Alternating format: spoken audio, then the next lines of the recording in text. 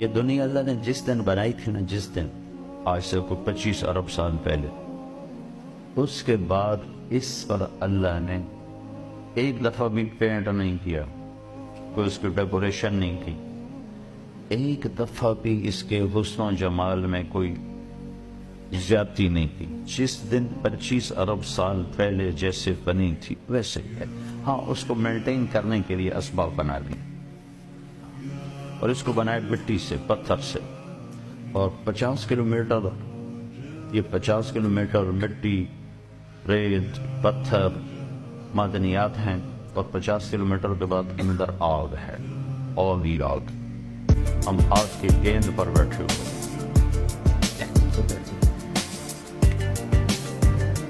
جس دن اللہ نے جنتوں کو بنایا تھا، اس میں مٹی کوئی نہیں، پتھر کوئی، لوہا کوئی، لکڑی کوئی۔ جنت کا سب سے جو ہلکا مٹیریل ہے وہ سونا اور چاندی، جس کا ہلکا مٹیریل، اور موتی اور یاقوت اور مرمر جس کا ہلکا مٹیریل۔ اور اس میں جو درخت ہیں وہ لکڑی کے نہیں، درخت سونے اور چاندی سے ہی بنائے، ان کی ڈالیاں ٹہنیاں۔ ایک نے پوچھا وہ سونے چاندی سے پھل کیسے نکلے گا؟ آپ نے کہا لکڑی سے پھل کیسے نکلتا ہے؟ لکڑی سے پھل کیسے نکلا؟ لکڑی سے پھل کا کیا حال ہے؟ اسے کیسے پھل نکلے؟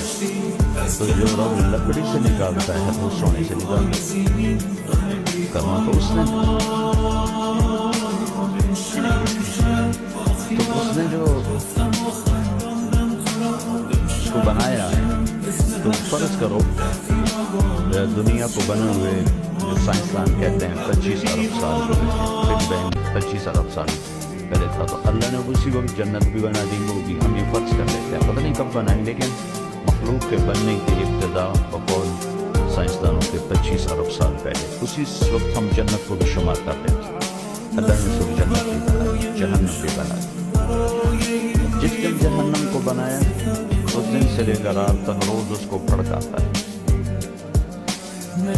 جس دن جنت کو بنایا اللہ